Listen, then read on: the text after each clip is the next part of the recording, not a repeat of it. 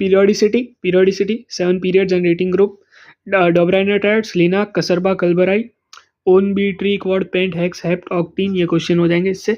ZF is Z minus shielding constant, atomic radius decreases from left to right and increases from top to bottom, और बाकी सब इसका उल्टा ही होगा, आयोनाइजेशन, इलेक्ट्रोनेगेटिविटी, इलेक्ट्रोनेगेटिव, सब एटॉमिक रेडियस का उल्टा ही ऑर्डर फॉलो करता है।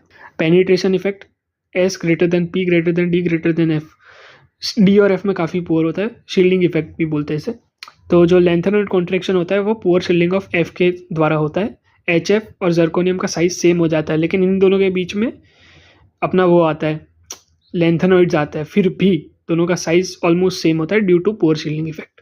फिर एटॉमिक रेडियस, ये कोवेलेंट रेडियस, ये मेटेलिक रेडियस और ये वंडरवॉल रेडियस। रेडियस को अफेक्ट करने वाले फैक्टर्स शेल और Z इफेक्टिव, जैसे टॉप टू बॉटम इंक्रीज होता है तो B का सबसे कम और TL का सबसे ज़्यादा होना चाहिए, लेकिन इसमें क्या हो जाता है कि जो एल्यूमिनियम और गैलियम होता है उनका अलग होता है, क्योंकि पोर शील्डिंग का इफेक्ट ऑफ D आता है, तो गैलियम का कम होता है एल्यूमिनियम से, जबकि ज़्यादा होना चाहिए, तो बगाल इंटी हो जाता है, बालगा इंटी की जगह बगाल इंटी।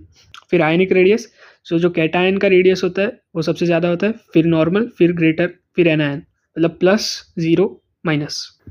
और जो Z इफेक्टिव होता है वो इन्वर्सली प्रोपोर्शनल होता है आयनिक रेडियस के। For isoelectronic species Z effective is inversely proportional to 1/IR, जो है ही ionic radius, proportional to number of protons, जितने ज़्यादा प्रोटॉन्स उतना ज़्यादा Z इफेक्टिव, उतनी कम आयनिक रेडियस। फिर डायगोनल रिलेशंस, Li का Mg के साथ, Be का अल के साथ और B का Si के साथ। साइज ऑफ लिथियम और मैग्नीशियम ऑलमोस्ट सेम ही होता है, लेकिन lithium plus greater than Mg2+ होता है, डोबराइनर ट्रायड की वजह से साइज ऑलमोस्ट सिमिलर होते हैं।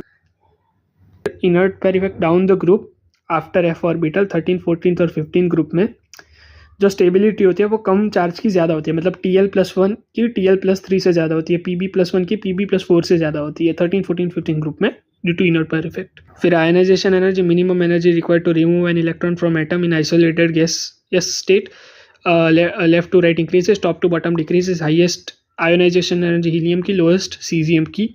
आयनाइजेशन एनर्जी ये ऑर्डर फॉलो करती है, बालगा इंटी, ऐसे W बनता है, और फुल्ली फिल ऑर्बिटल और हाफ फिल ऑर्बिटल ज़्यादा स्टेबल होता है, तो उनको आयोनाइजेशन एनर्जी ज़्यादा लगती है, मतलब सेकंड ग्रुप, 15 ग्रुप और 18th ग्रुप में, तो वो एक स्टेप आगे आ जाते हैं।